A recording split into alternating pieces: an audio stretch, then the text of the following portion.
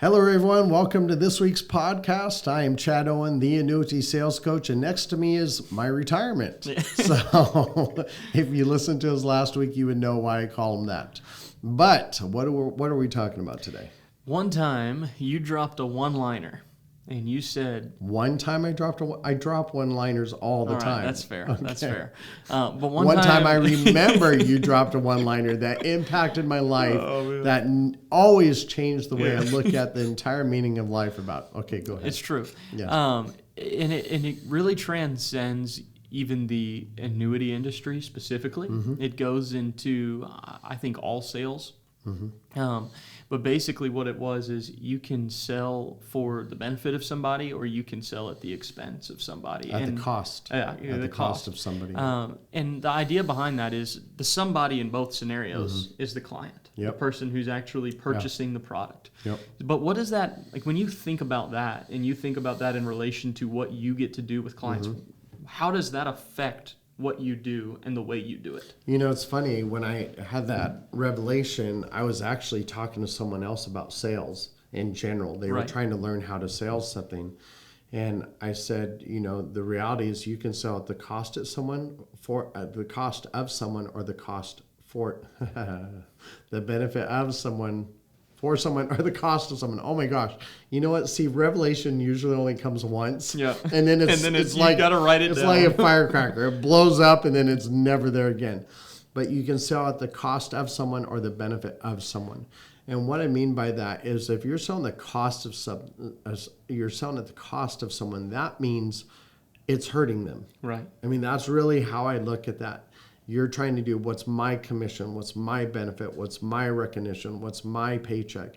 That drives me nuts. Right. And anybody who's followed me over the years knows I don't even think about the commission. I honestly don't. Yeah. If I help someone with $100,000, I feel the same if I help someone with $1 million. Yeah. It's the same thing. Did I find a solution to their problem? That's good. Well, when you sell for the benefit of someone, that means you're always looking at what's best for them. That's why, you know, this was quite a few years ago, but there used to be this big stink because some insurance companies would pay higher than another. Some insurance companies would have nicer trips than others. I mean, I know of a company right now that's going to a very exotic place in Europe, and I'm just like, you know what? I mean, if your product was better, yeah, sure, but it's not, so it doesn't motivate me at all to do that, even though this is a place I'd really like to go. So, but the way I look at it, and this is just where my mind goes, so I get to this place, it's a bucket list place for us, and then I really start to think about how did I get here? How did you get there? I got over by messing over other people and putting them in inferior products. How could you ever enjoy that? Right. You know, it's so just true. Or if you sell something that has a higher commission and you did it knowing that there was a product that was better. Once again, even if you didn't know, if you're not researching, that's still the same result. You still put them in an inferior product. But the way I look at this is, I need to know in my heart that I did the right thing for my clients. Yeah. This is why when we help agents, it's always, okay, you live in this state, this is your product line, this is what I'd recommend for what you're doing. Right. And that's why we have all the little trackers, we have all the comparison tools. We just want to make sure you have the best thing possible for your client. Absolutely. And that's what it comes down to. So don't ever sell at the cost of someone, sell for the benefit of someone. Yeah, that's so good. And you know, you think about the idea of sales in general, and it has such a tainted perception because people do it at the cost of others all the time. All the time. Right? Well, that's why I do like a lot of insurance companies now. I mean, almost every product's approximately the same compensation now. Right. And very few do any trips right now. Sure. So be it. You know, sure. I don't agree with it. Right. Because I think, why should anybody care what I'm getting paid as long as I'm doing my job? It's because people used companies that paid them more in compensation, even though it wasn't the best thing. So it's always the case. There's always a handful of people that do the wrong thing that messes it up for everybody else. It's true. Yeah. It's true. That's very true. Okay. Well, I'm trying to think how to like extrapolate that a little bit more. And where my brain goes with this, Chad, is the way that actually impacts the push that you have in the situations where it is beneficial. So I want you to think about, you've got somebody across from you, it's not the best for their situation. So it's so easy to walk away. So you walk away. You walk away. I mean, there's been clients I could have easily got a $200, $300, $400, $500 million sale, and I'm like, this is not best for you. Right. Now you say, well, how is it with someone who has $1 million? How can you tell me that's not best for them? Well, when they're requiring $250,000 a year to live off of, I can't get that out of $1 million. It's true. Not even close. So I could easily say, hey, you know what? Why don't you do this? I mean, even if they said, hey, I'm 60 years old, I want to pull out 10% per year, I'd be like, no, you don't have any income. Obviously, we do the full fact finder. Right. But if I find out in 10 years they don't have enough income, if the hypothetical doesn't work and it has to work off the guarantees, if they don't have an income, then I'm not writing it. Right. I mean, I need to make sure the guarantee covers their expense. Yeah, absolutely. And sometimes it's tight, but sometimes I'm going, well, you don't have enough to cover your expenses, but you need to cut back your expenses. Yeah, it's true. Because I'll ask them how much they're spending eating out, things like that. And so then I go, okay, well, 200,000 would work with this, but you have to do your part and cut back your expenses. Oh, I will. Who knows? Only time will tell if they did. Right. But I know I can leave there going, yeah, this annuity here wasn't enough to cover their current expenses, but I advise them on what they need to do to make that happen. Right. And as long as they do that, then we don't have a problem. Right. Right. So on the flip side of the coin, where, like I say, you're sitting across from somebody, it's not the best thing for their situation, so you walk away. And I hear about those times. You talk about, you have an appointment with somebody, you realize it's not the best thing. A lot of times it comes up on the phone. Yeah, you realize on the phone, wow, this is not actually going to be it. So then you give them advice and wisdom on the phone. Yep. Okay. On the flip side of the coin, you've got somebody you're sitting across from, and it is the best thing for their situation. And you know beyond the shadow of a doubt that this is what they need in their retirement situation, which is primarily what you're dealing with. How much harder does that allow you to really push for them? Because you know you're selling for the benefit of them. Now, at the end of the day, they have to want it more than you do. They still have to want it, yeah. So it still goes back to, even though, so I'll use this analogy. I'm obviously a Christian. I state that many, many times. This is not a surprise to people who followed me. How much benefit do I get whether they accept Jesus or not? You? Yeah. Does it affect my eternal stance whether I'm getting in it? I mean, you can talk about different doctrines, different theologies about, every time someone gets saved, you get a bigger mansion or whatever, I don't even look at that side of things. But if we look at it, what actual benefit? Does it affect my eternity at all? No, it gives you some joy in the moment, of course, some excitement. So I guess you could definitely say that. But if they choose, they still have free will. And what I tell people this all the time, if God gives you a free will, then why, as you, man, have a right to take that away? That's up to you. Now, free will has consequences. If I'm driving in a car and my free will is to go 150 miles an hour, then the consequences, I will be pulled over, probably lose my license, probably end up in jail. Right. But it was still my free will. When I'm helping people with retirements, I say this affects your retirement way more than it affects mine. I mean, I own a lot of companies. Whether I sell this $500 million annuity, it does not affect my retirement. Right. It doesn't even, honestly, I mean, yeah, is it great? Absolutely. But I like being successful. And that doesn't matter what I'm doing. Right. So if I help someone find a solution to the problem, I'm looking at that success right there. Right. That's what it comes down to. Another thing, people are naturally pretty good at reading through people's facade. You would think.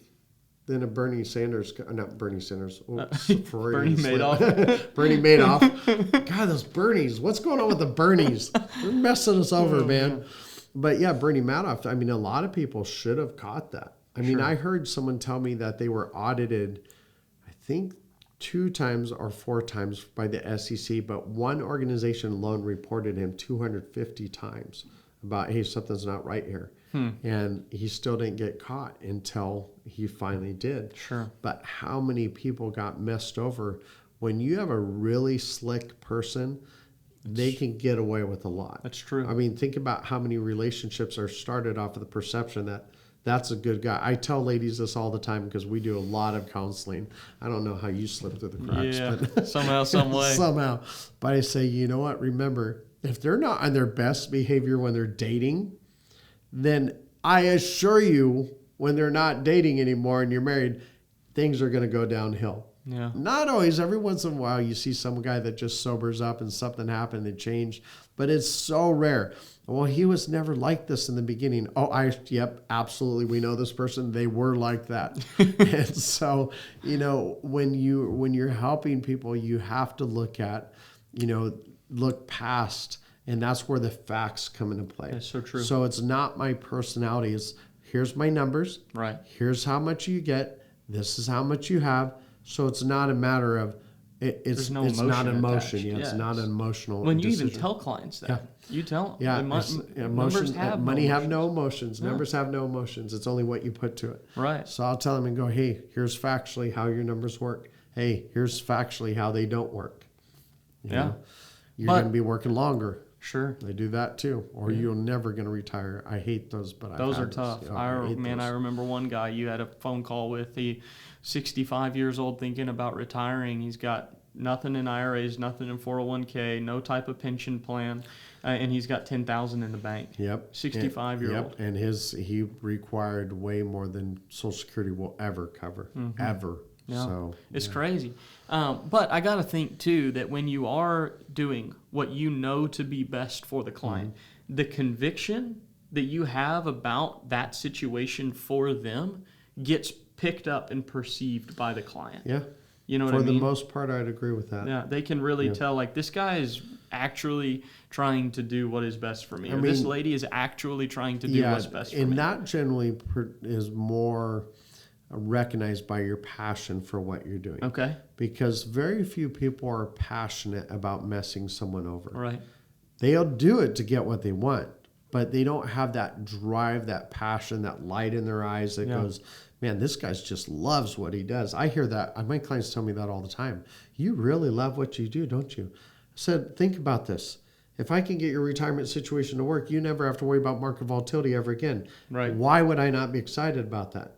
There's two things that kill seniors more than anything else: stress and rocking chairs.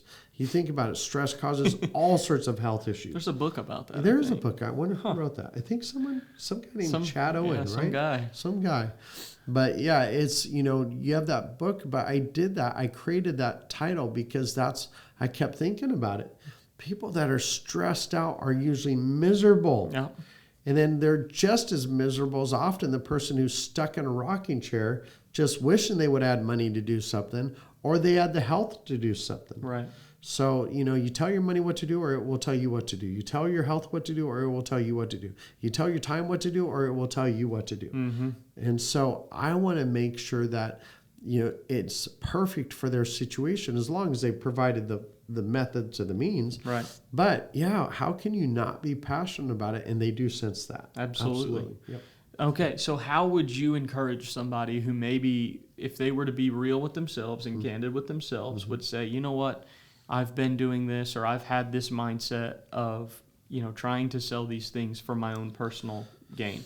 How would you encourage somebody to kind of break through that? Yeah, it's funny because somebody would say, well, would you sell your mom this? There's a lot of dodos out there that would sell their mom that and have sold their mom. Sure. I'm like, why? My son helped me with my retirement. Your son doesn't love you or what? Yeah. It's like you look at the product and you're just going, what the heck happened? But, you really have to look at this. Do you want to be someone 60, 65 years old, 70 years old, and be put in a situation where you can't retire? Yeah. Well, they don't either. So make sure you're doing everything possible. It really comes into serving. Yeah. I'm there to serve my clients and help them.